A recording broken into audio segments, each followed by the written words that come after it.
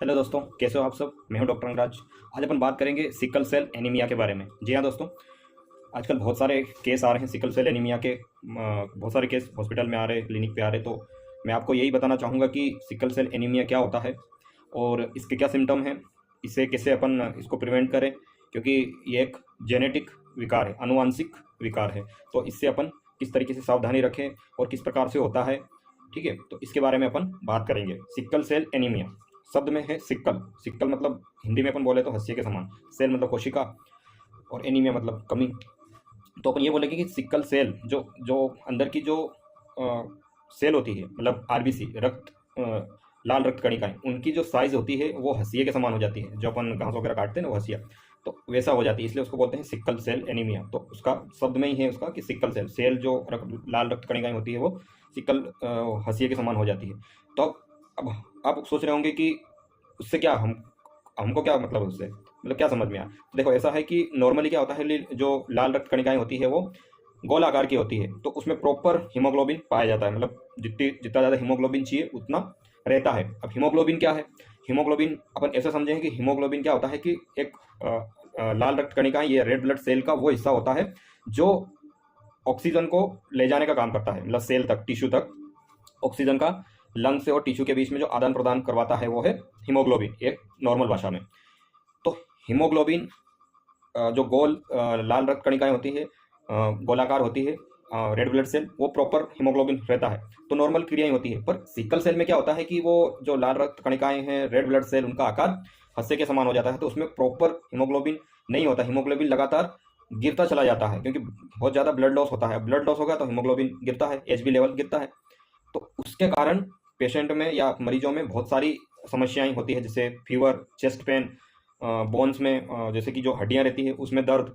ये सिम्टम जो शुरुआती सिम्टम रहते हैं, इस प्रकार से अपन आते हैं। और पेशेंट बताता है कि हमको लगातार फीवर आता है, पेट दर्द होता है, पेट में दर्द हो रहा है, छाती में दर्द हो रहा है, और जकड़न टाइप लग रही, थकान महसूस कर रही, मतलब थकावट, पूरे दिन थकावट लगती रहती शरीर में। तो ये अपन जानेंगे। तो मैं आपको ये समझा, मतलब आपको समझ में आ गया होगा कि सिकल सेल क्या है और क्या कारण है, मतलब सिकल सेल एनीमिया होता क्या है। तो यही अपन बात करेंगे इस पे। तो सबसे पहले मैंने आपको बता चुका हूँ। तो अब अपन समझेंगे कि इसके क्या सिम्टम है, शुरुआती सिम्टम क्या है। तो अपन ने समझ लिया सिकल सेल क्या होता है, किस प्रकार से होता है, क्यों होता है। अब इसके क्या सिम्टम है। तो ऐसा है कि जैसे कि आप सोच रहे होंगे कि क्या है सिकल, और ये क्या है, आनुवांशिक बीमारी है, मतलब जेनेटिक विकार है। तो इसको अपन किस प्रकार से कम करेंगे, इसमें क्या ट्रीटमेंट देंगे, वो एक अलग, क्योंकि ऑनलाइन अभी अब मैं आपको यूट्यूब के द्वारा बता रहा हूँ, तो आपको एक अवेयरनेस इसके बारे में क्या रखनी है उस पर भी आऊँगा। इससे क्या फ़ायदे हैं, अगर पूरा वीडियो आप देखोगे तो आप अच्छे से समझोगे। तो इसमें क्या शुरुआती सिम्टम यही होते हैं कि ये बड़ों में भी होता है, क्योंकि अगर जन्म बर्थ के जो जन्म होता है उस समय ग्रामीण इलाकों में, खास करके ट्राइबल एरिया में, तो बहुत ज़्यादा मात्रा में अभी केस आ रहे हैं।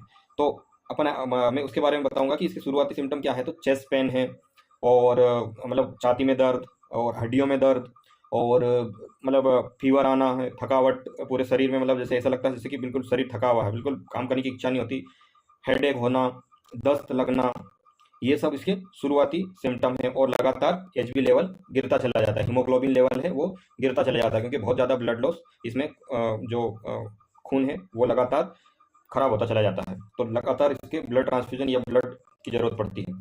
तो ये इसके शुरुआती समय है, शुरुआती जो सिम्टम है, साइन एंड सिम्टम, वो अपन मैंने आपको बताए। अब अपन को है कि आप सोच रहे होंगे कि तो फिर क्या करें। देखो, अब करें क्या अपन को। तो इसको अपन पूरी तरीके से कर नहीं सकते, क्योंकि आनुवांशिक है, बीमारी है। तो इसको अपन जो जो जो चीज़ें हो रही, फीवर आ रहा तो फीवर की टेबलेट लेंगे, हेडेक हो रहा तो हेडेक के लिए लेंगे, और पेन हो रहा तो पेन किलर लेंगे, इन सब चीज़ों को। या फिर जो लाल रक्त कणिकाएं गिरी है उनको सिकुड़ने के लिए जो मेडिसिन है, हाइड्रोक्सीयूरिया है, वो अपन देंगे। जो भी मेडिसिन मैं अभी कुछ भी बता रहा हूँ वो बिना डॉक्टर के प्रिस्क्रिप्शन के आपको नहीं लेना है।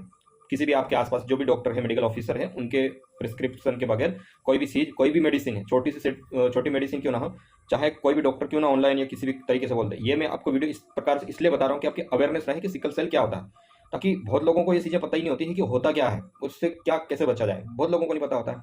तो अपन को ये अवेयरनेस रखनी है। तो जो मैंने आपको बताया कि किस प्रकार से ये अपन इसको क्योर कर सकते हैं।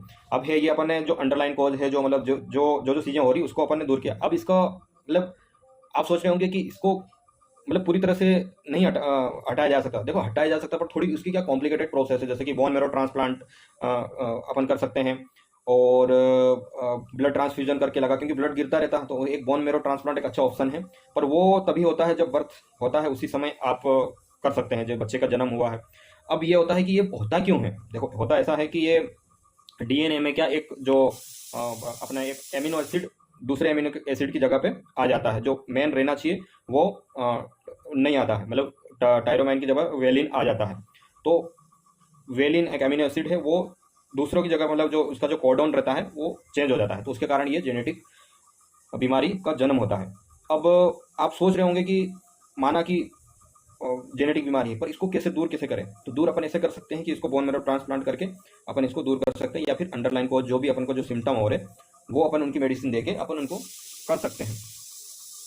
अब बहुत सारे सोचेंगे कि चलो मान लिया अब है तो इतना ही है, मतलब तो कुछ कैसे इसको क्या करें कि ये बहुत कम से कम हो। तो ऐसा करना चाहिए कि आपको जब भी किसी की प्लानिंग फैमिली प्लानिंग कर रहे हो, या फिर फैमिली प्लानिंग के पहले अगर आप जब भी किसी से मैरिड लाइफ में जाना चाहते हो, या किसी से मतलब रिश्ते में बनना चाहते हो, तो सबसे पहले आपको कुंडली अगर चेक कराए, करो या ना करो, बट ये चीज़ करना बहुत ज़रूरी है। आपको सिकल सेल एनीमिया की जांच कराना बहुत ज़रूरी है, क्योंकि अगर कोई एक भी मतलब दोनों पेरेंट्स, अब ये फैलता क्या है, क्योंकि दोनों पेरेंट्स अगर वाहक होंगे तो जो होने वाली संतान उनमें ये चीज़ें जाएगी, मतलब उनमें बीमारी होने की पॉसिबिलिटी होगी। अब रही बात वाहक, एक शब्द है वाहक, क्या होता है, तो वाहक मतलब कैरियर, उसके अंदर सिम्टम है, मतलब उसके अंदर सिम्टम नहीं दिखेंगे, पर अगर उसकी शादी किसी वाहक से होगी तो उनकी जो संतान होगी उनमें बीमारी होगी, इस प्रकार से फैलती है। तो ये बहुत मैं सरल भाषा में समझा रहा हूँ, क्योंकि मेडिकल टर्म में बहुत सारी आपको चीज़ें नहीं आएगी, पर बेसिक बेसिक में चीज़ें जो बता रहा, तो इस प्रकार से ये होती है। और अपन इसको किस प्रकार से, तो अपन इसको एक तो उसके जो चीज़ें हो रही वो मेडिसिन दे देंगे, पेन हो रहा तो पेन किलर दे देंगे, फीवर आ रहा तो फिर पेसीएम दे देंगे, और कुछ मसल पेन हो रहा या फिर जॉइंट पेन हो रहा तो उसकी भी अपन जो मेडिसिन है वो जो डॉक्टर जो प्रिस्क्राइब करेगा वो लेंगे। अब आप सोचेंगे कि और इसका गवर्नमेंट की तरफ से ऐसा कुछ नहीं है क्या। हाँ, गवर्नमेंट की तरफ से भी इसका फ़ायदा है कि गवर्नमेंट से अपन कैसे, तो सबसे पहले अपन को इसकी क्या प्रोसेस है वो मैं आपको बहुत शॉर्ट में, वीडियो ज़्यादा लंबा ना उससे पहले मैं आपको बता देता हूँ कि गवर्नमेंट में देखो ऐसा है कि आप जो अपने नज़दीकी वेलनेस सेंटर पर जाओगे, वहाँ पे सामुदायिक स्वास्थ्य अधिकारी CHO रहता, कम्युनिटी हेल्थ ऑफिसर, वहाँ पे आप जाओगे किसी आंगनवाड़ी कार्यकर्ता के थ्रू, या फिर जो भी मतलब NM वगैरह उसके थ्रू आप जाओगे, तो वो एक किट होगी, उससे चेक होगा, वो चेक होगा तो प्राइमरी हेल्थ सेंटर पे आप जाओगे, PSC CSC PSC पे जाओगे, वहाँ क्या होता है कि वो वहाँ फिर चेक करते हैं, फिर उसके बाद डिस्ट्रिक्ट तक भेजते हैं वो केस। उसके बाद आपको डिस्ट्रिक्ट में एक सर्टिफिकेट बनाएगा, उस पर जिसको सिकल सेल एनीमिया है, बीमारी है, जो पॉजिटिव आया, मतलब अगर वो पॉजिटिव आता है तो अपन डिस्ट्रिक्ट में भेजेंगे, डिस्ट्रिक्ट में एक सर्टिफिकेट बनता है। उससे क्या फायदा होगा कि वो गवर्नमेंट की तरफ से पर मंथ आपको 600 रुपीज़ आपको गवर्नमेंट देती है, जिनको ये बीमारी है, ये सिकल सेल एनीमिया पॉजिटिव आता है। तो इस प्रकार से इसकी जो प्रोसेस है इस प्रकार से अपन कर सकते हैं। तो मैंने सिकल सेल एनीमिया के बारे में बताने को तो बहुत कुछ है, लगभग एक 2-3 घंटे भी इस पर बोल सकते हैं, पर मैंने जो मोटी मोटी चीज़ें, जो बेसिक चीज़ें हैं जो आपको ध्यान रखनी चाहिए, और किस प्रकार अपन आइडेंटिफाई करेंगे कि ये हो सकता है। तो बस नॉर्मली अपन को यही ध्यान रखना है कि HB लेवल लगातार गिर रहा है, तो अपन को सबसे पहले सिकलिंग टेस्ट, जो सिकल सेल एनीमिया का जो टेस्ट होता है वो करवाना बहुत ज़रूरी है। और आपको chest pain, muscle pain, joint pain और लगातार फीवर, हेडेक, ये सब चीज़ें नहीं सही हो रही हो तो आप एक बार टेस्ट जाके जरूर करा लें। जो खास करके ग्रामीण ट्राइबल एरिया में, मतलब ग्रामीण बहुत सारे करवाते नहीं हैं, और अधिकतर बहुत अभी निकल रहा है। तो बताने को तो बहुत कुछ है, पर इस वीडियो में मैं इतना ही बताऊंगा। और अगर आपको और भी कुछ जानना है तो आप मेरे जो चैनल है उसको कुछ भी और जानना है तो मेरे चैनल को सब्सक्राइब कर ले, ताकि कोई भी वीडियो मैं आप पे लाऊंगा तो सबसे पहले आप तक आए। और आपको जानकारी मेरी जानकारी आपको कैसी लगी, अगर आपको अच्छी लगी तो मेरे वीडियो को लाइक करें, मेरे चैनल को सब्सक्राइब करें, और अपने दोस्तों में भी, खास करके सिकल सेल एनीमिया के बारे में अवेयरनेस करने के लिए अपने दोस्तों में या अपने व्हाट्सएप ग्रुप में, टेलीग्राम ग्रुप में, कहीं भी ये वीडियो जरूर शेयर करना। और इससे रिलेटेड और भी जानकारी लेना चाहते हो तो आप कमेंट बॉक्स में कमेंट करके पूछ सकते हो। तो ठीक है दोस्तों।